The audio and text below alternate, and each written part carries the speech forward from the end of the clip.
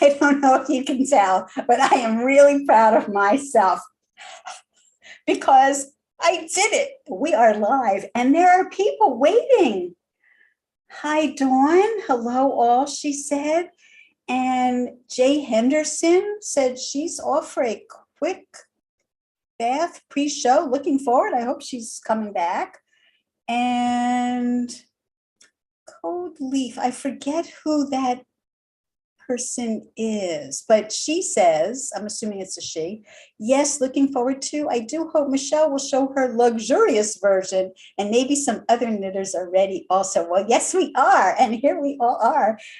Let me doodle around with my screen so that I can see everybody. Okay, and let me move this. Okay, cool. You know, I'm a little slow. It takes me a while. Okay, welcome back to Show and Tell. I'm Billy, I'm your host, and today I have a handful of knitters coming in from around the world. Together, we have all been knitting the 1927 Elsa Schiaparelli Bowknot sweater. I'm wearing mine. I'll stand up later and model it for you, but as always, I like to go around and give the other knitters a chance to say hello from their part of the world and tell us what progress they've made since we last met. Is anybody else finished? You can all come off of mute unless you have a lot of background noise. It would be nice to just have like a conversation. Yeah, totally agree. Good. No one, only me. Ooh, wow. Okay, well, I'm going to call on you one-on-one.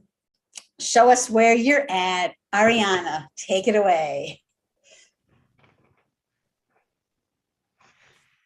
So, first of all, I did finish the front and the back, so that's a good thing. What happened since last time is I ran out of purple yarn. So I had to order a whole bunch of different purple from different companies because Harrisville Designs, the cone yarn I was using, is not available anywhere. Oh, Ariana. It's just typical, isn't it? Yeah. And no one on Ravelry had any of it? No, and there weren't any who were willing to trade or sell, but it doesn't matter. I'm going to show you what I ended up doing. These are the two Holst yarns that when I combine them, are very close to what Harrisville Designs 2-ply cone yarn looks like, I think. But I was able to finish the front and the back, and I still have a little bit of the cone yarn available for doing the, you know, the crochet and the trimming so that maybe it's going to unify in the end. What I want to share with you is that you'll notice in the middle here, I'm not sure where I was last time, but this is a steeked, it was steeked and I cut it open and I did a crochet reinforcement and I sewed it down. And then I blocked it. I did a what do you call that? Not just steaming, but I did let it soak. And I have opinions why they did the heavy steaming way back in the 20s. But anyway, on the back, remember. Well, tell us. Okay, well, let me just show you all the things I did, and then, you know, you can hear all of my whatever. In the back is where it comes together on an angle. So, and what I did was I did a Kitchener stitch on the back, and I thought that worked out really well. You'll notice that the sleeves are still steeked. They haven't been cut open, and they do have the crochet reinforcement. And for those of you interested, I'm going to show you the inside because that's what is sort of my fascination with this particular knitting technique. So you'll recall that in the beginning, I wanted it to do that trellis effect on the inside. So for the most part, I was able to succeed in doing so. And you'll notice this is the back, and you can see exactly where I put some, what do you call that? Short rows to lengthen the back. I added short rows, and you can see the difference in the trellis effect where that was happening. The other thing that I did was on the side here, underneath the armpit, I did increases as well as a 6-stitch. I left room for a 6-stitch gusset that I'm going to incorporate with the sleeve. And here you can see the middle of the steek, which I turned into a pearl. Is this showing up on your screen? Yes. Yeah. Oh, great.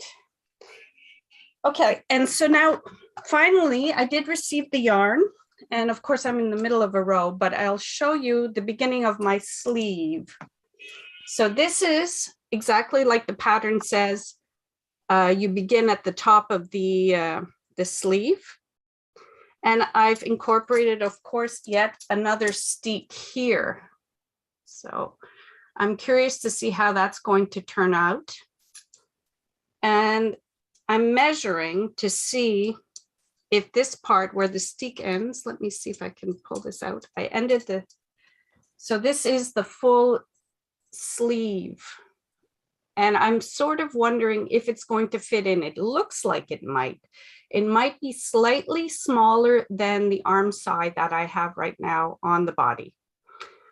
But never mind, I'm not worried. So I'm just going to continue and see what happens.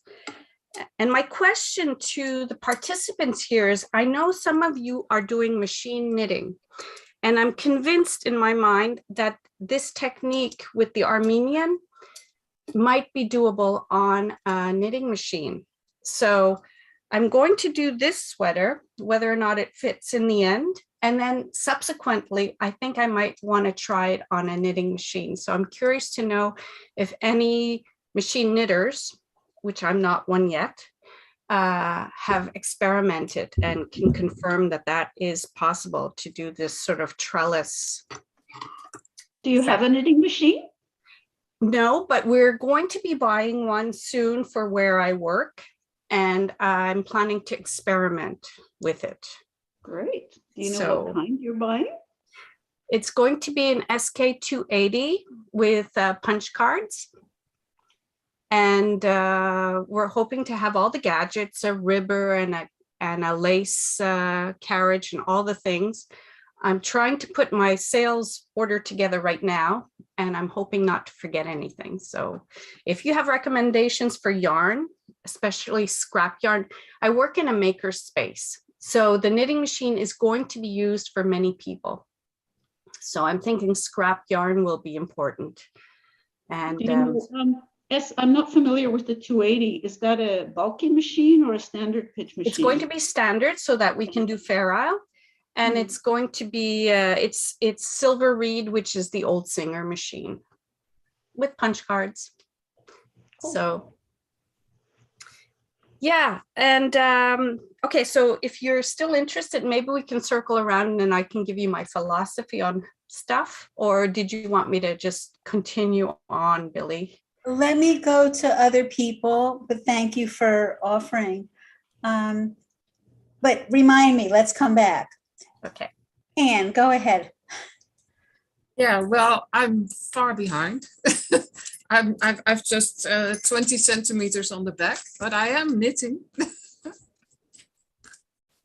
So yeah, and I've got some decreases because of the shape of my shape to make it fit. And that's and my swatch turned out pretty good, I think. It's very cute. Oh yeah, I'm confident, but Okay. not much news. But I'm slowly but steadily getting there. Thank you. Giovanna, you want to share with us your progress? So I'm working on the right side of the front piece. Sorry, I'm in the middle of a row, but please ignore my needles. It's working enough to be pretty, cute. I'm loving it. But other than that, I haven't made a lot of progress. I know Billy, you made your chart in Stitch Fiddle, right? Or something like that. But I made mine manually, and I needed to make at least 3 of those to come to my final chart. And now that I have this, it's going a lot faster. So yay, but that's all. Did you knit it 3 times? Oh no. Oh, But lucky you. I knitted 2 times because the first time the white part was very skinny. So I pretty enlarged it to be, to take all the space. And I much preferred this way. So there's that. Because you That's might good. remember, I reknit, well, not this part, but this part. I reknit many times and redid the chart multiple times. So there is a risk of rolling your own, if you will. And it seems like you were spared. Yes. So that's a good thing. Okay, I don't know if Olympus North wants to share anything, but just in case, you want to come off mute and tell us yay, nay? We have never heard from you, I don't think. Okay, maybe not. Helen, you're still not knitting, right? I don't want to skip you. I'm still not knitting. I have a doctor's appointment next Friday, so I'm hoping that maybe I will be starting to knit at that point in time. It's been lovely seeing other people's what they've done so far, because I'm looking at that and going, okay, and it's making me think more so ahead of time. So maybe when I finally go to do it, I'll save some time. Okay, thanks. Maria Elena, hello. You are muted. You need to come off mute so we can hear you. Oh.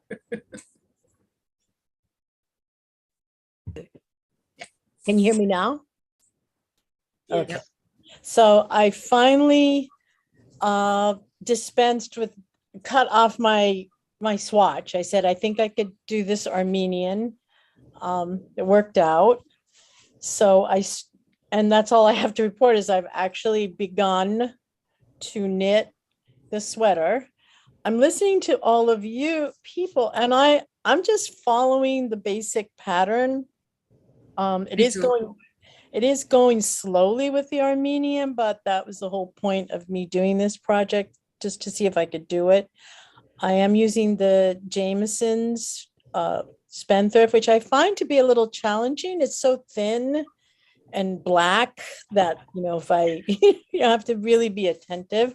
So that's been a challenge for me. I did add, and I don't know if this will work, because I do need a little more room calculating what the pattern calls for. We all know it's like a old pattern for very thin people. And I added 6 stitches on the side, just because I read that in some instances that might work. Meg Swanson had responded on a blog to somebody's question. So I'm hoping that will work. And somebody else on here once mentioned that, the bows are always different anyways, so don't worry about it. So that's where I'm at. I'm still at the very bottom of the sweater. Hopefully by the next time I see everyone, I will have made progress. So I'm the caboose of the group. That would be me. No, that would be me, because I haven't even cast on, guys. So Oh. Well, then you're still at the station. But I'm the caboose for now. Started down the track. Okay, thank you. Michelle, go ahead. Right, sorry, I kept myself on mute because my husband's doing a bit of DIY and there's a bit of background noise. So anyway, before I show what I've done, I just want to recap on where I was at before we come to today. So as you know, I felt like I was full steam ahead. I did the front, I did the back, I pressed it, and then I realised it wasn't going to fit me. So I think people that were dialed in live, someone said add panels. So that was a very good idea. So I knitted 2 30-stitch panels for either side. I've managed to finish those 2 panels, and I've actually sewn the panels onto the front and the back. But before we go to what I've actually done now, on sewing the 2 panels to the back, I realised that the back was going to be too narrow. So I had to unravel right to the armhole shape in the back that I'd completed to add the 15 stitches from either side to give me more width. So in doing that, I'll show you what it looks like.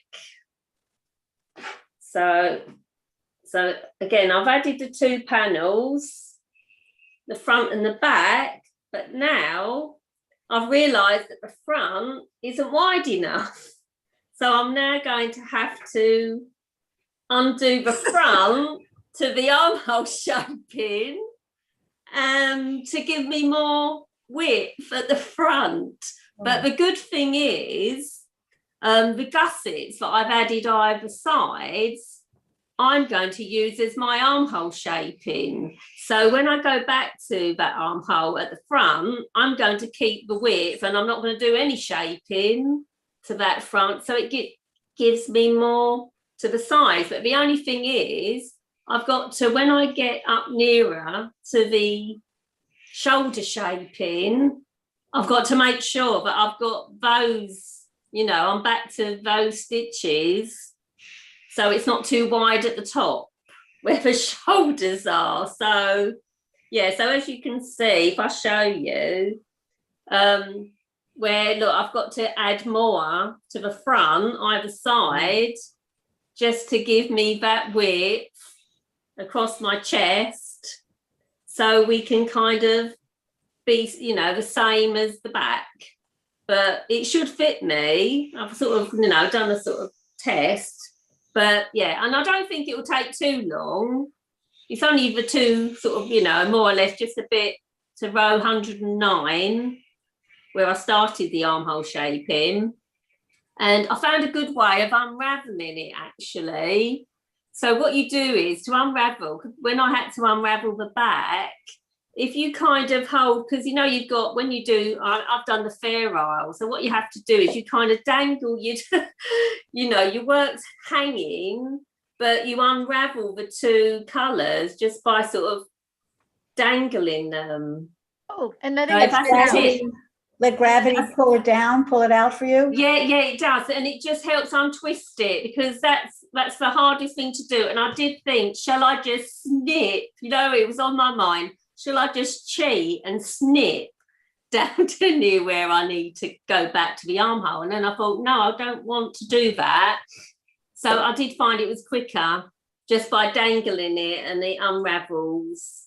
I mean, it is still time consuming, but And you have know, it did.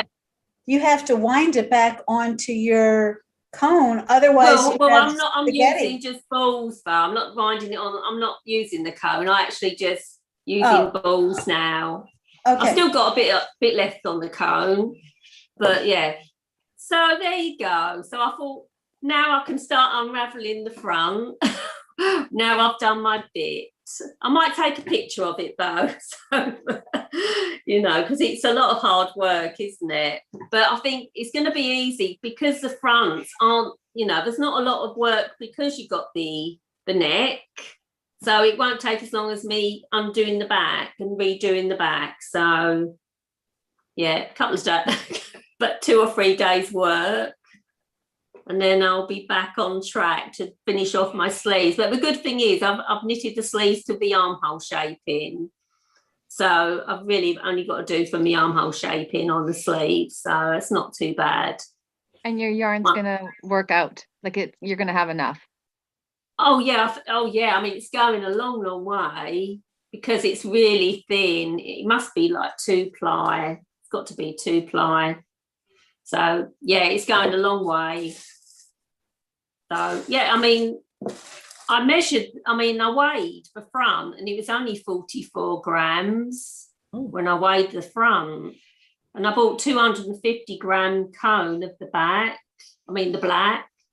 And I've got tons of the cream. So I've definitely got enough if the front weighed 44 grams. And I know I'm adding more, but I've still got quite a few that I've already wound on balls anyway, besides what's on the cone. So I'm sure I've got enough. Yeah, I could always crop the sleeve anyway, but no, I've got other bits.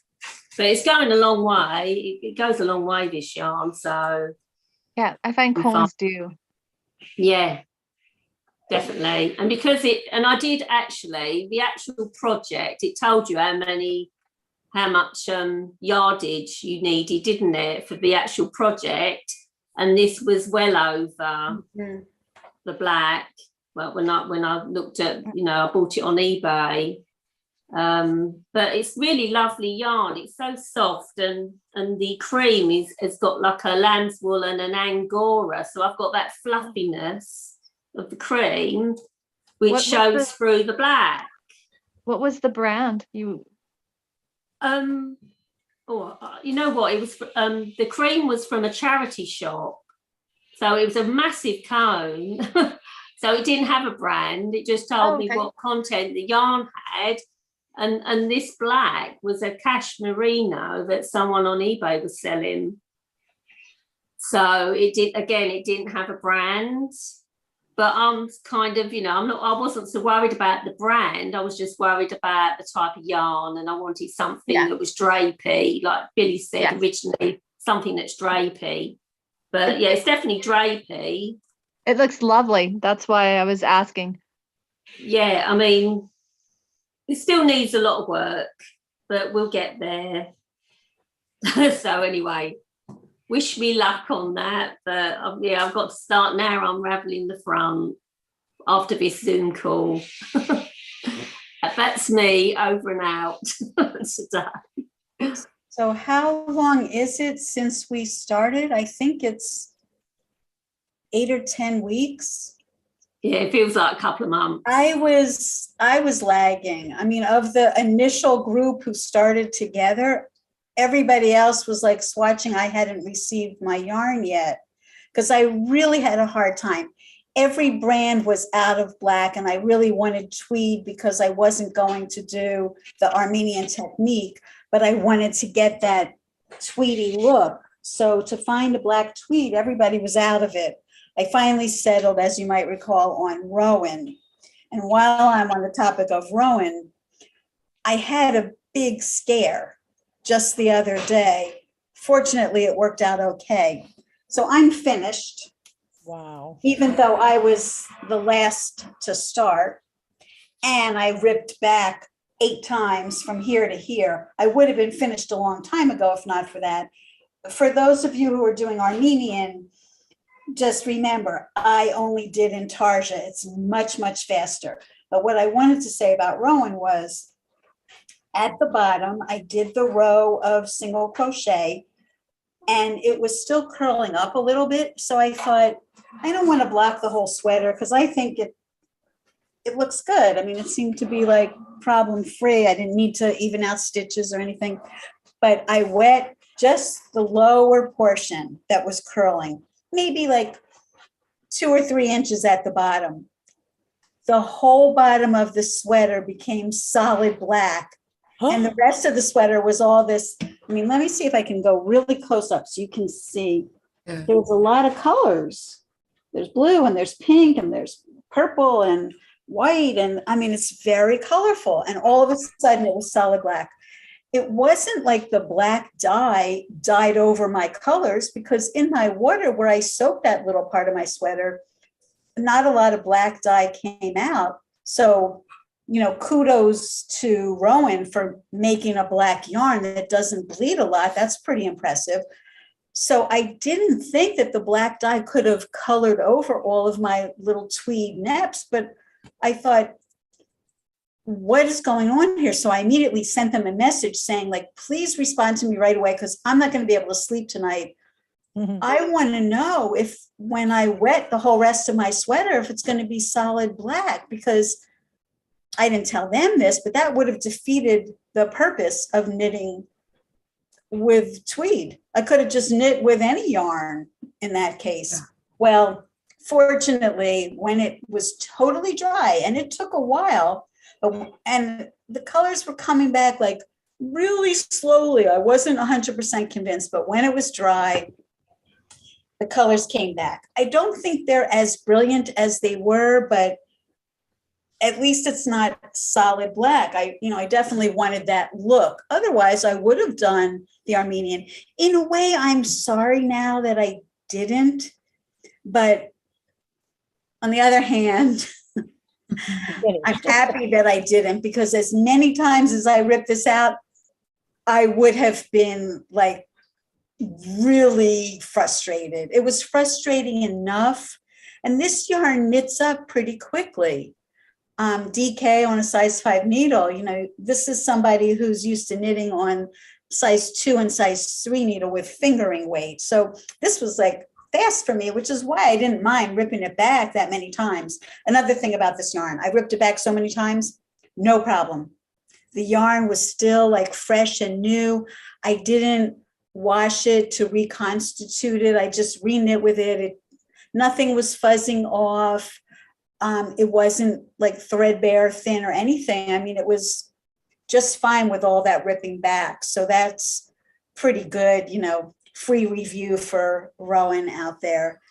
What else can I tell you? Well, I made lots of modifications. I made the shoulders narrower. Before we started recording, we were talking about sizing, and I told a little bit of an anecdote that when I first met my husband and I was invited to his parents' home, they had a portrait of him as a baby by the side of their sofa. And I noticed that his thighs were the same size as my baby picture's arms. So I always have to make adjustments for things. This is a lifelong situation for me, and I know I'm not alone, but I wanted to make sure that the arms were a little bit wider. And then once you start messing with, shoulder width, I have narrow shoulders and a little more in the arm, you're totally throwing off your sleeve cap.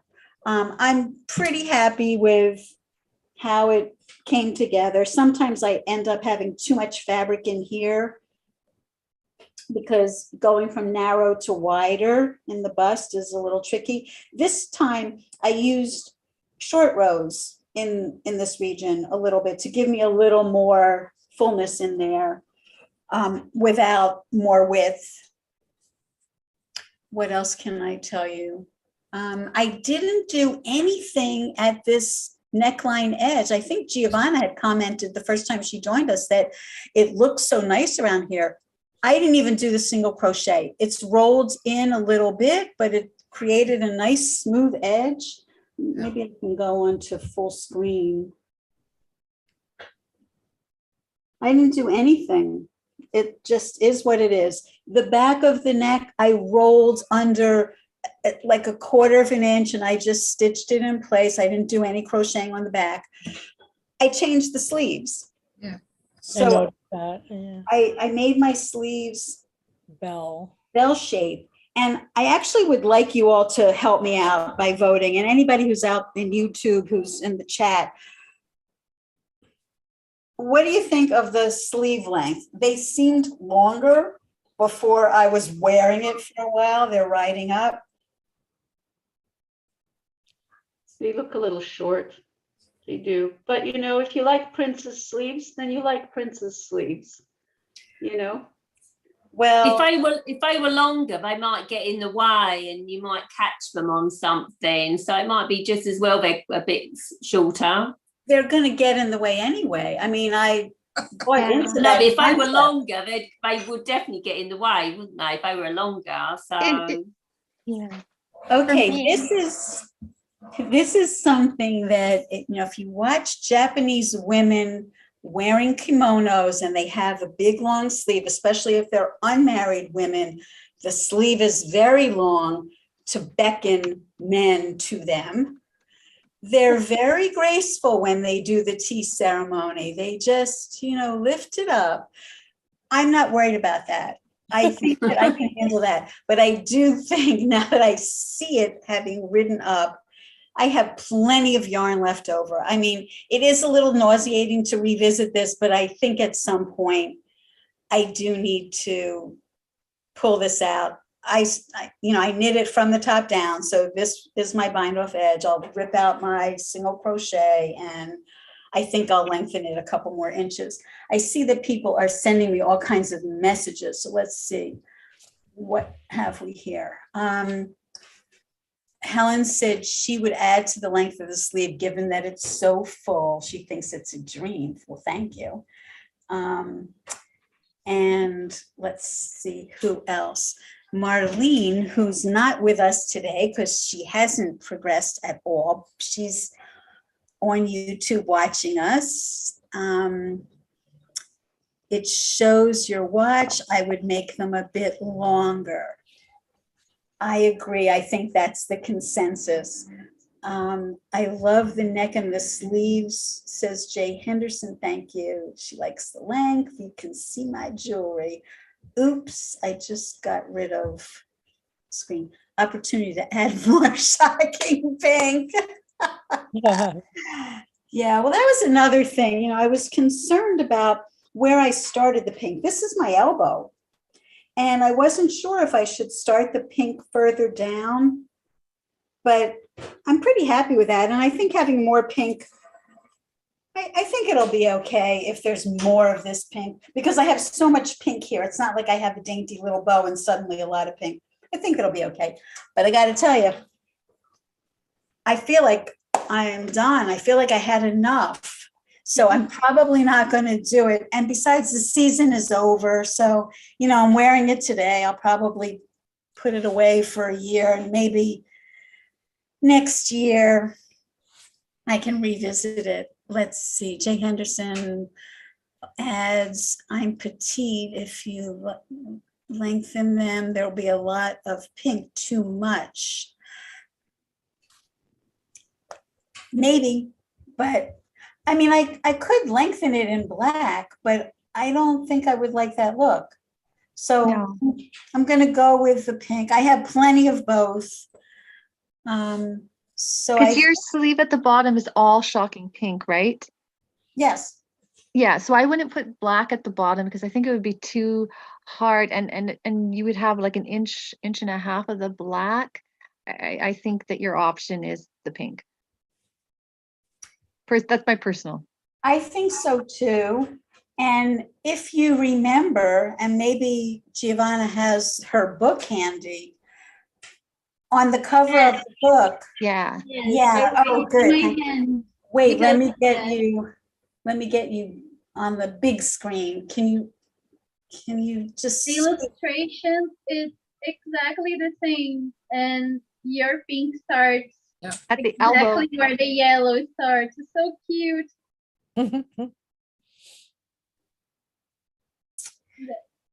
Thanks. Yeah. So that was what I decided to go with. Now, I don't know if there's actually a sweater existing anywhere in the world that has that bell-shaped sleeve like on the cover of her book.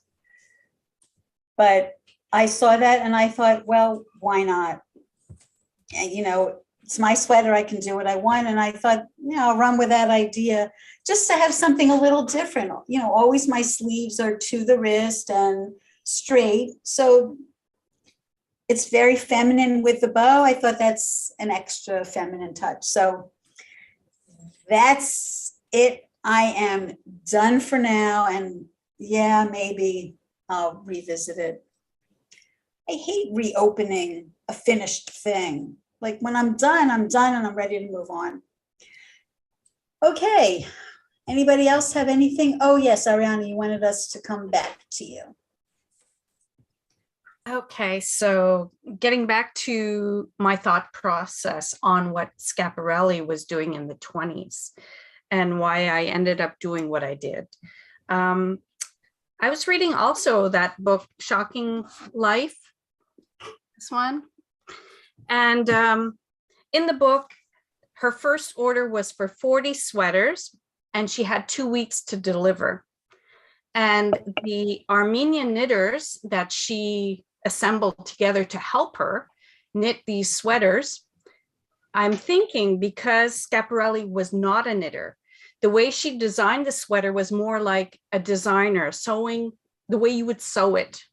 So it comes in pieces automatically. And the design, including the shaping on the sleeves, is more of a sleeve design that a designer for sewing would do. And so she had the Armenians put together sample sweaters, and I think it took 3 sweaters before she was happy with the result. So in order for the Armenians, in my mind, this is all opinion, conjecture, thinking back, in order for them to deliver 40 sweaters in 2 weeks, and they had a big gang of knitters, they would have probably in the 20s had knitters of all ages, including children, because everybody was knitting back in the 20s. So you would have them knit a sleeve. If you were a child, maybe the bottom of the back, which is just regular knitting. There's no design, no decreases, no increases, no nothing. And the reason that they were probably pressing the heck out of the pieces was more like a quilting bee, where you need to have your patchwork match up. So they probably had a grid where they pinned it out to make sure that all of the pieces were a certain size and shape. And that's how I sort of visualized how Schiaparelli was able to deliver in 2 weeks her 40 sweaters. So coming back to what I'm doing, so the Shetlanders, they're, as you know, I'm doing the knitting belt thing in the round. I'm not going back and forth. I can do back and forth. I did do back and forth for the top of my sleeve cap, but it was only like 2 or 3 rows. So with the steeking that I'm doing, I think if you're a single knitter in the 20s doing this sweater, you might have been doing what the Shetlanders were doing, which is what I'm doing, going in a circle, super simple, and then you cut open your steeks and sew everything together. So that was my sort of thinking on Schiaparelli and the design of this sweater. In the book, she mentions that she was at a luncheon, right? Where these buyers from New York saw her wearing, I think it was this sweater. Yeah. And said, we want it. Now, I've read different things. Was it Lord and Taylor? I don't remember the fine details of who and which company. I just remember, you know, certain things sort of clicked in my mind where, how would you deliver 40 sweaters in 2 weeks? Is the thing that's stuck in my mind. Because single knitters knitting for money, I don't know, you know? But I could see the assembly line process, you know, the way they did the Ford cars. They're all, can have any colors as long as it's black. That kind of concept was in operation at that time, possibly. Hello, sorry. I've got the name of the buyer here. It's Abraham and Strauss. Oh, wow. A&S. So I've got this book. So it's in there. So I've got the page open where it tells you about this sweater. So I've got like a bookmark. So a New York store. I mean, I knew it was New York. I just didn't remember. I thought that I saw a buyer from Strauss, but then I also thought I read Lord and Taylor somewhere. So it seems like there's different stories. I'm inclined to go with what she says in her biography, but maybe by the time she wrote her biography, she was already like not remembering well. I don't know. They are still in existence. They went out of business, her house of Schiaparelli, but they're back in business again. And I imagine that they may have archives and maybe, we know that they have archives. I don't know if they have the very first order they ever received for sweaters, but that was early on. It might have been something that she kept, and who knows? Maybe my next trip to Paris, I go knock, knock, knock on their door. I have a funny anecdote. The very first time I was in Paris, I don't think I've told this story before on my channel. I was traveling around Europe with a high school classmate of mine who had been a student in college studying in Strasbourg, France. But we went to Paris together, and this is in the 70s, early 70s. I opened a telephone book. Of course, there's no internet searching for phone numbers or addresses. I opened a phone book and I looked up Yves Saint Laurent. And I thought we were going to find a store. I just wanted to see a famous French haute couture store. We're walking and walking, and we're in a neighborhood that has no stores in it. And I thought, Cheryl, this just doesn't seem right. We finally arrive at the address, and it's this beautiful mansion. We climb up the stairs, and don't forget, we're like teenagers. We're in our jeans. We're really like scruffy looking. And we ring the bell, and this elegant woman comes to the door. Mademoiselle, how can I help you? And we said, we were looking for the shop. And she very politely laughed with us, because this clearly wasn't the shop. Please come in. They were so nice to us. This was the house of Saint Laurent, not his house where he lived, but, the maison where they did their fashion shows. And she showed us the room that was set up with the chairs on the side, just like 2 rows of chairs. Maybe there were 50 chairs, that's all, not a very, very large room, with like a little catwalk going down the center. And she showed us, this is the place where we do our fashion shows. Such a treat. My friend, my high school classmate, was majoring in French in college. So her French was pretty good already. At that point, I spoke next to nothing. Of course, now having been there 16 times, my French is quite a bit better. I still don't know whether I would have courage to do that today, though. Anyway, Paris in the 20s, it must have been something amazing. And to think that we're all going to be wearing a sweater that harks back to that time is kind of a special feeling. Okay, anybody else have any parting thoughts? Comments? I have another picture. Oh, I haven't talked about mine. Okay, that's great. Hold on a second. Let me do Anne, and then we'll come back to you, Thea. 1 sec. Let me do speaker. Go ahead. I have another picture. This is a book on Vogue on Schiaparelli, but look at the sleeves. Yeah, I like those. This is a drawing from 1928. Similar, but those are straight. Yeah, but they're long. Yes, they're long. Yeah, well, I'm gonna. The colored part is long. I'm gonna be longer. Yes. Yes. Good. Thank you all for this You're welcome. Input. Okay, Thea, go ahead. Okay, so I have to say, I really appreciate being in a knit along where you hear other people's approaches to what they're doing, and you get ideas, and it's very reassuring to hear about all the ripping back and everything, because I realized after our last meeting that my sleeves, I don't know if I had both sleeves done at that point or one, but when I had them both done, they didn't match. So I had to rip them back to the shaping, to the beginning of the shaping. The cast off wasn't done correctly. So I'm very happy to say that now the cast off edge is nice and flexible. So that's good. They match in length. They match in number of stitches, so I'm very pleased. And I have done the back. And, as part of listening to other people's ideas, I decided to make the back collar rounded rather than this little sailor boy shape. That appeals to me more than, because it kind of blends, I think, more nicely with the front that way. And I made it a little bit shorter. Rather than 10 centimeters, it's more like 7. I started at about 3 centimeters higher. So that's where I'm at.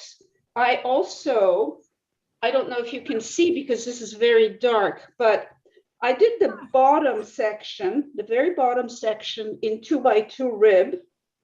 And then the next section to like upper waist, I removed one of the 2x2 ribs. So it's 6 knit, 2 purl, 6 knit, 2 purl, all the way across like that, just to give the back a little bit more interest and texture.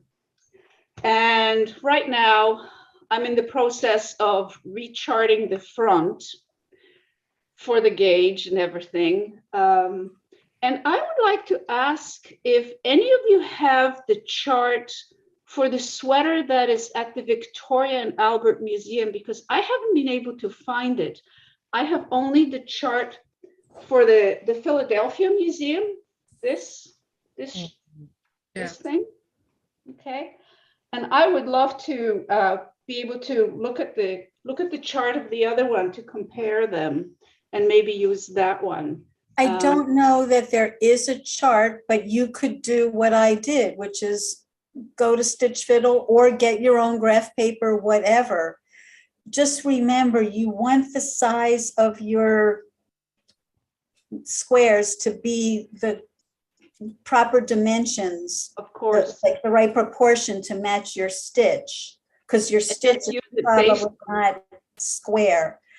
And once you do that, then you can look. I mean, I've put out pictures here and there of the Victoria and Albert version side by side with the Philadelphia version. So you could just chart out the differences. I tried to make mine a little bit. I've been doing actually, but I was wondering if one exists so I could compare my effort with, what is out there, if anything is out there. But since nothing is out there. I haven't heard of it. I haven't heard of it. Doesn't mean it doesn't exist, but I would be skeptical. I mean, our big contact is Lisa Stokey-Brand. She's the one who drew that chart. Okay. So, based off of looking at the Philadelphia sweater in person. Mm-hmm. So, okay. Well, that's good to know. That's good to know. So I have recharted it, and I've recharted it to the bottom of the collar, and now I just have to make sure that I get the collar redrawn to my gauge, and then I'll be able to knit the front. One thing I do notice is that the back seems a little narrow for my shoulders, like without being stretched. It's, I don't know, it's like maybe a centimeter too narrow. I would have probably preferred it to come out a tiny bit further, but maybe once I block it, I can stretch it out a little bit more. I also think you don't have to worry so much, because once you put it together with the front and the sleeve, like mine is splaying out more in the neckline than I imagined. I thought it would be like, up more. So there might be some adjustment. And once you have it all assembled and you put it on, knitting is forgiving. It'll probably if it was a big difference, no, but it's a small difference. Let me see. Ariana has her hand up, so it might be something very pressing. So, Thea, I apologize for almost totally skipping over you. Thanks for chiming in. Not pressing. I just wanted to say, if anybody wants the Excel spreadsheet that I used, and then you can modify it to whatever you want it to be. So I have a modified bow, but you can at least use it and modify it to your liking.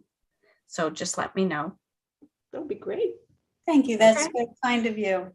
Oh, you're in Montreal. Hi, I'm in Ottawa. Very close.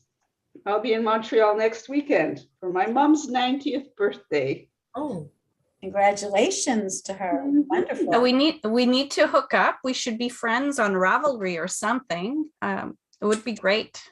Why don't you join the Ottawa Valley Machine Knitters group? Okay. We have a big group. We have members as far away as New York. I'll do that. And you'll find me on that. Great. And we can talk machine knitting.